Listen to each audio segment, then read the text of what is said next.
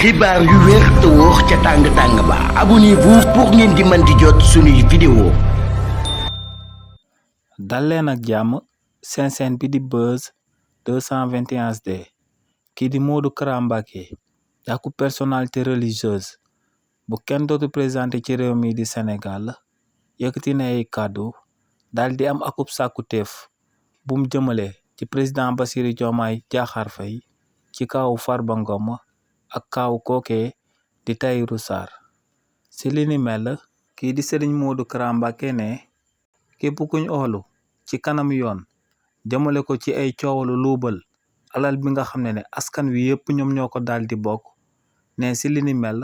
foog na ko ne boo andee akub caution buy daal di couvrir njëgu xaalis bi nga xam ne moom lañ lay daal di toppee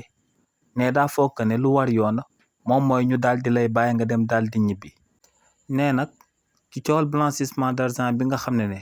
dafa daal di toll ci 125 milliards de francs CFA te waa pôle judiciaire et financier daal di ciy oolu personnalité politique bii di Farba Ngom ak homme d'affaires bii di Tahirou Sarr ne ñooñee teg nañ ci table bi caution bi nga xam ne daal di nay méngoog xaalis bi nga xam ne moom lañ leen daal di toppee waaye ne li ni mel sababut ñu daal di leen di bàyyi ñu dem daal di ñibbi. ne li ni mel nag moom moo sabab muy sàkku ci président Bassirou Diomaye Diakhar Faye mi nga xam ne moom mooy président wu Sénégal yëpp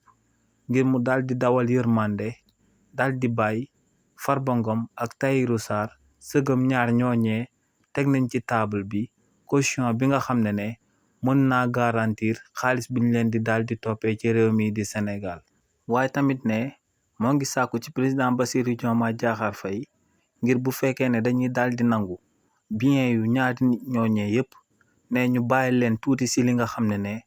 nañ ci daal di mën a suturlu ñoom ak seeni njaboot. xibaar yu wér te wóor ca tàng-tàng ba abonnez-vous pour ngeen di mën di jot suñuy vidéo.